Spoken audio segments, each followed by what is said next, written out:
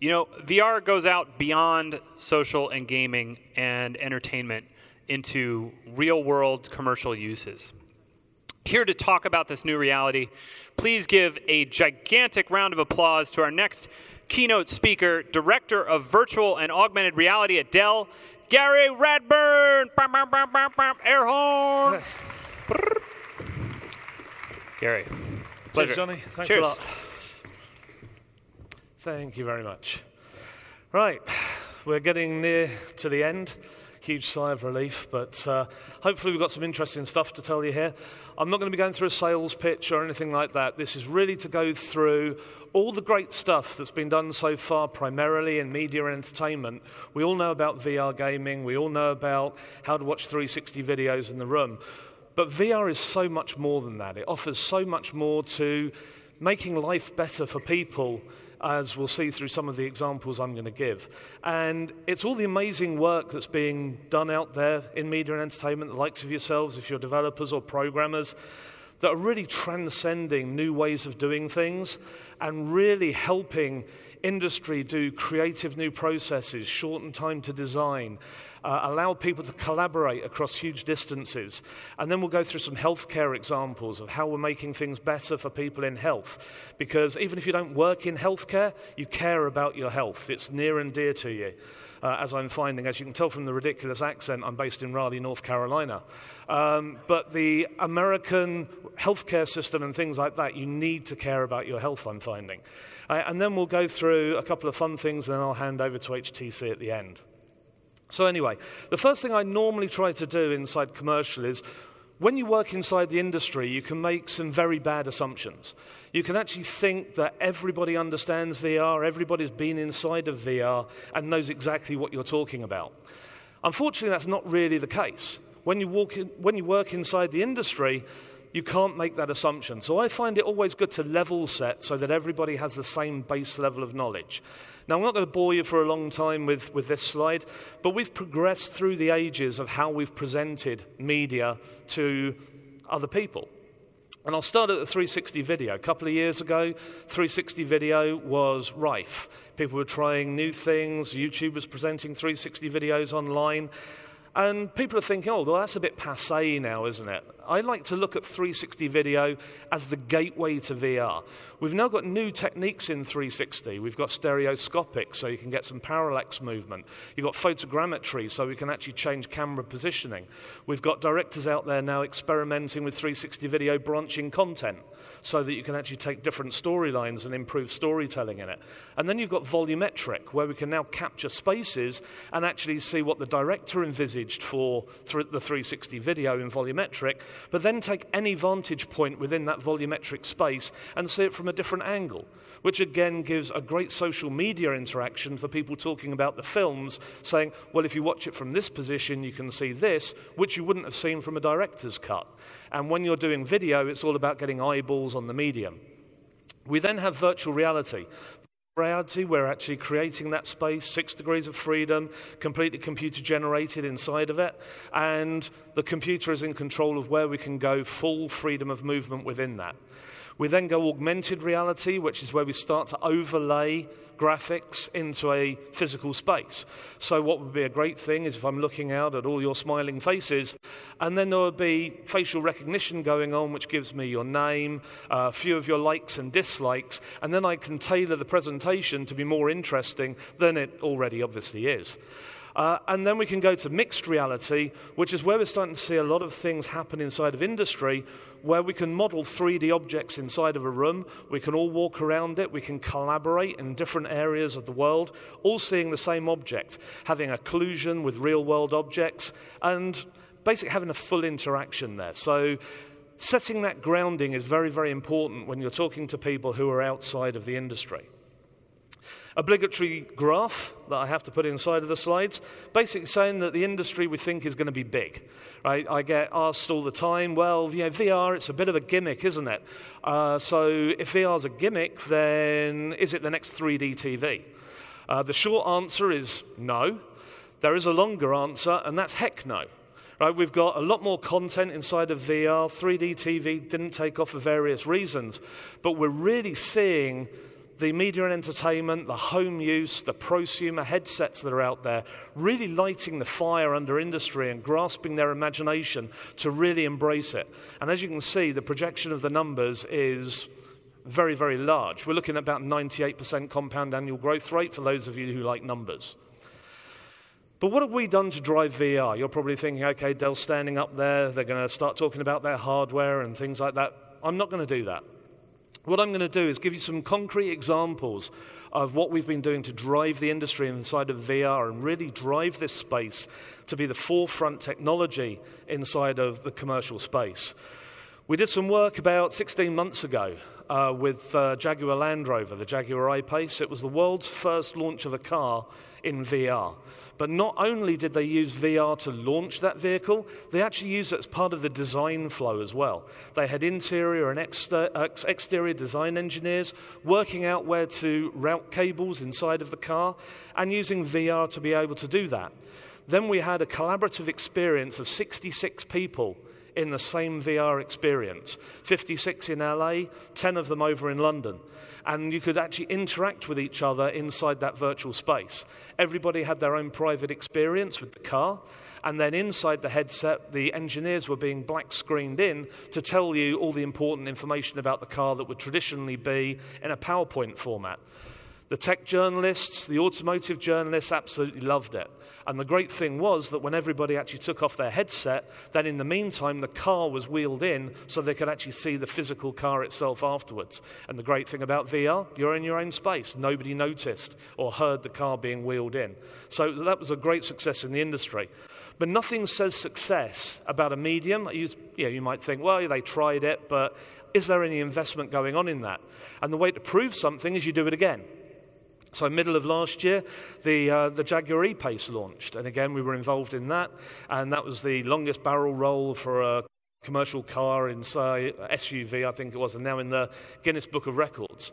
But the point here is that they utilized the VR medium again to launch another vehicle. It wasn't just a flash in the pan, so to speak, with the first one. So very exciting medium, changing the face of how you do product launches inside of that commercial space. The next example is the healthcare example. There's Dr. Skip Rizzo. If you ever have the chance to meet him, fascinating gentleman, works out of the University of Southern California, USC, and he's got Project BraveMind. Project BraveMind at Dell, we strongly believe in. That's actually taking veterans who have seen active service, who have PTSD, and then using VR as a treatment medium for those folks. Actually going through exposure therapy, game design, asset creation to recreate the situation that caused the PTSD trauma in the first place. And then by taking them through that, seeing great success through the exposure therapy, reducing the triggers to be able to reintegrate into society. Absolutely fascinating situation that they're going through there. He also does a lot of work with autism. So there's a mixture of AI and VR to actually teach people who have autism how to actually do a job interview, to enable them to be financially self-sufficient, to give them inclusion in society, right, to be able to do that. So some great work there and something that's very personal and dear to my heart, right, with the work that he's done there. However, there was one aspect where I had a run-in with him when I used to say that the only vertical inside of commercial that you can't really use VR is underwater, and obvious reasons. South by Southwest this year, he walks up to me, and in his hand, he's got a scuba mask. Inside that scuba mask is a screen, and it's a simulation of swimming with dolphins inside the scuba mask. And I'm thinking, okay, he's just done this to prove me wrong. But what he's done is for people who are having burns therapy, people who are in water immersion therapy and suffering from pain. There's already studies out there, which you may have seen, that VR enables pain thresholds to be increased by, on average, about 20 to 25%.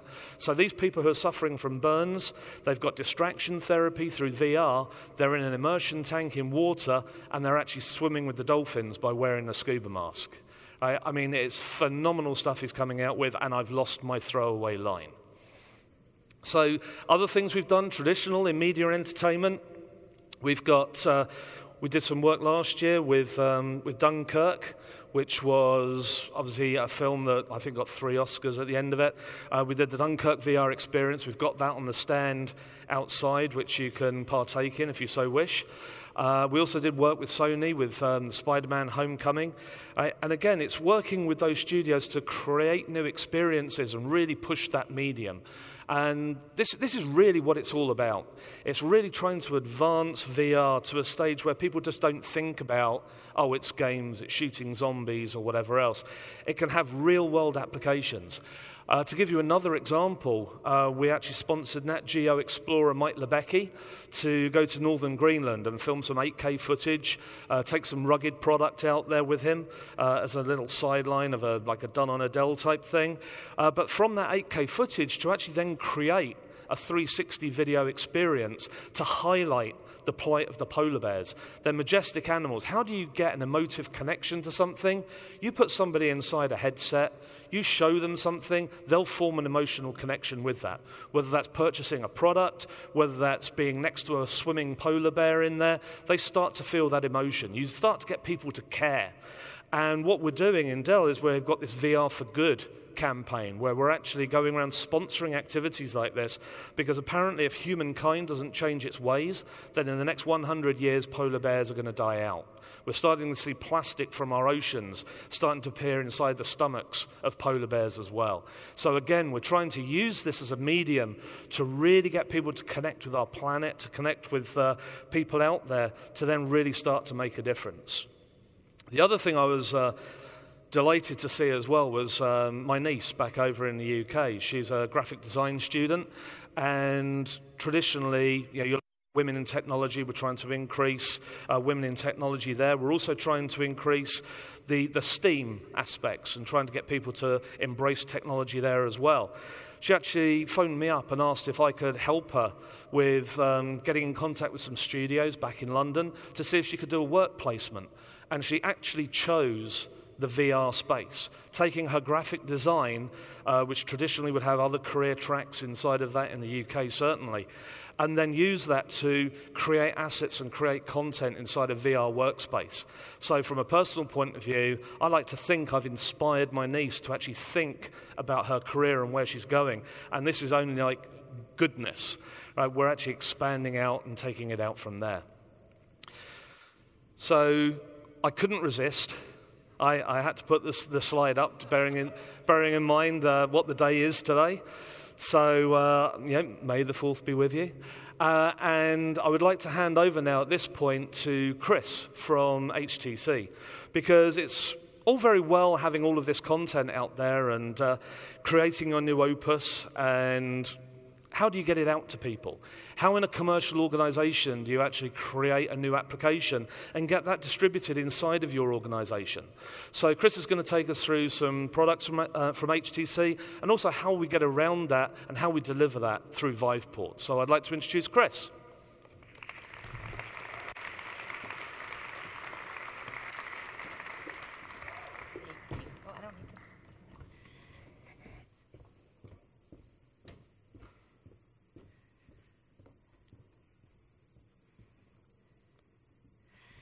Hello, thank you Gary and thank you VRLA.